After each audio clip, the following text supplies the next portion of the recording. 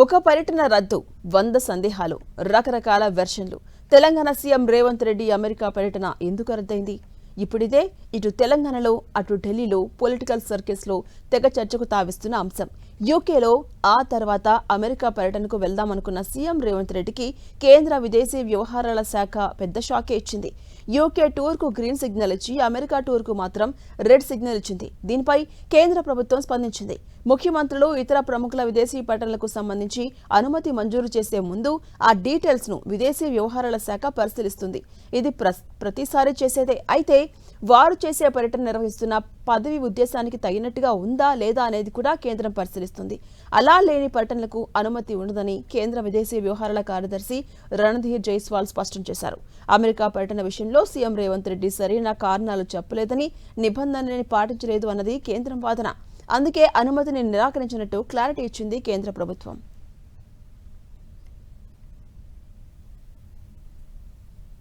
Let me say that the visit of chief ministers, as indeed of other dignitaries, are assessed by the Ministry of External Affairs in order to accord political clearance.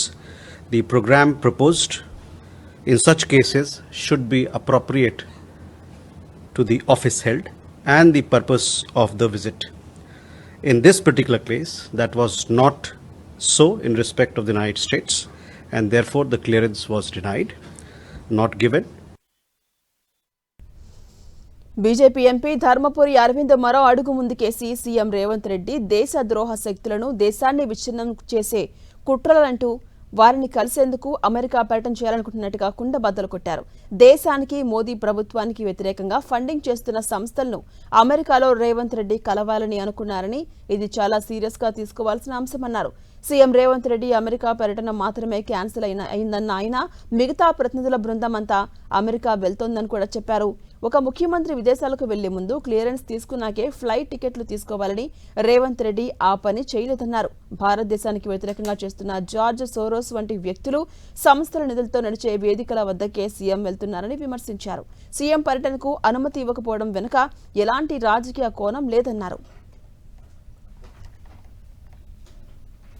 కానీ ఈయన దేశద్రోహ సంస్థలని, భారతదేశానికి వ్యతిరేకంగా పనిచేస్తున్న సంస్థలని, funding చేస్తున్న సంస్థలని కలవడానికి వెళ్ళిండు. అది ఒక సీరియస్ ఇష్యూ. అయితే ఇవాళ జరిగిన పరిణామం ఏంది, రేవంత్ రెడ్డి ఒక్కడిదే క్యాన్సిల్ అయింది ట్రిప్. వాళ్ళ డెలిగేషన్ అంతా అమెరికా వెళ్తుంది, యూకే నుంచి అమెరికా వెళ్తుంది. వీళ్ళందరూ ఒక ముఖ్యమంత్రి విదేశాలకు వెళ్లే ముందు క్లియరెన్స్ తీసుకున్నాక టికెట్లు కొనుక్కోవాలి. ముందుగా అది కొనేది. క్లియరెన్స్ వచ్చినా రాకున్నా నేను పోతా అంటే అది రెస్పాన్సిబుల్ బిహేవియర్ కాదు. ఇప్పుడు అన్నిటికంటే పెద్ద సమస్య, పెద్ద ప్రశ్న, సీరియస్ ప్రశ్న ఏంటంటే ఈయన ఒక్కడిదే ఎందుకు క్యాన్సిల్ అయింది? బ్లవెట్నిక్ స్కూలు జార్జ్ సారోస్ ద్వారా ఫండింగ్ చేయబడుతుంది.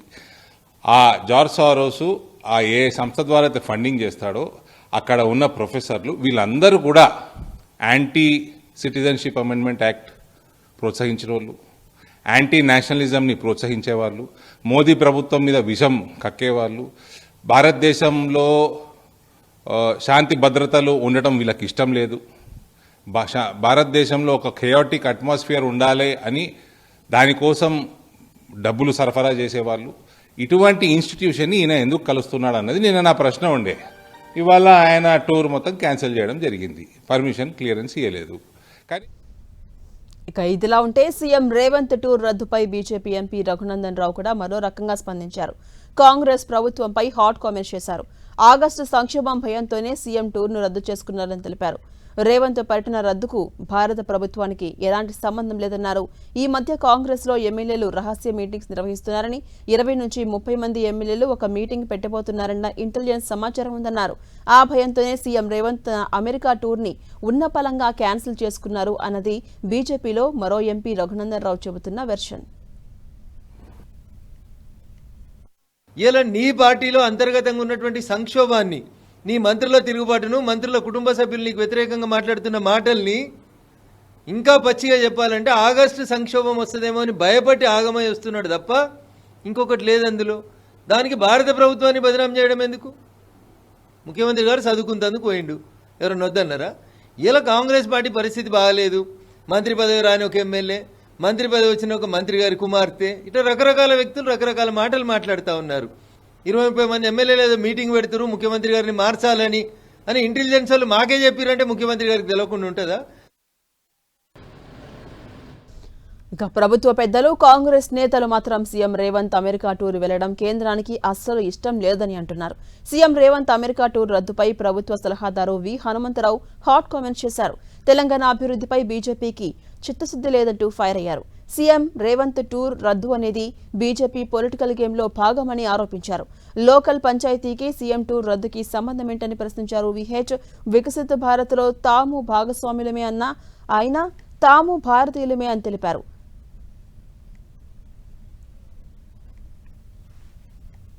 ఆయననే తప్పించుకున్నాడని చెప్పడం ఇది కేవలం పొలిటికల్ గేమ్.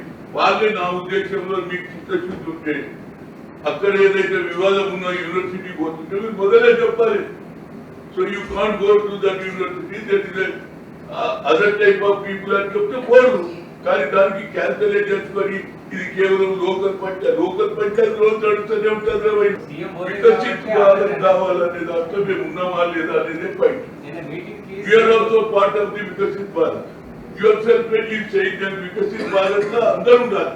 అప్పుడే వికసిత్ గారి కొన్ని ప్రాంతాలను దూరం పెట్టి కొన్ని ప్రాంతాలను అభివృద్ధి చేయడం అని న్యాయం కాదని ఇదంతా బీజేపీ డ్రామా అవుతుంది అని చెప్పగలుగుతారు. ఎందుకంటే వాళ్ళు ఎంపీలు ఉన్నారు, వాళ్ళ మాట ఇంటారు. ఎందుకంటే నరేంద్ర మోడీ కూడా చూస్తాడు కదండి, గుజరాత్ నంబర్ 1 ఉండాలనేది కాదులే బాబు, మా తెలంగాణ కూడా నంబర్ 1 ఉండాలనేది నా ఉద్దేశం. అది పై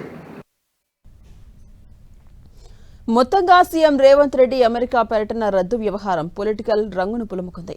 ఒకరు రాజకీయ కుట్రల కోసమని అంటుంటే ఇంకొకరు ఆగస్టు సంక్షోభం నుంచి గట్టెక్కాలని చూస్తున్నారని తెలిపారు. కాంగ్రెస్ నేతలు మాత్రం బీజేపీ తెలంగాణకు ద్రోహం చేస్తుందని, అభివృద్ధిని అడ్డుకుంటోందని ఎదురు దాడికి దిగుతోంది.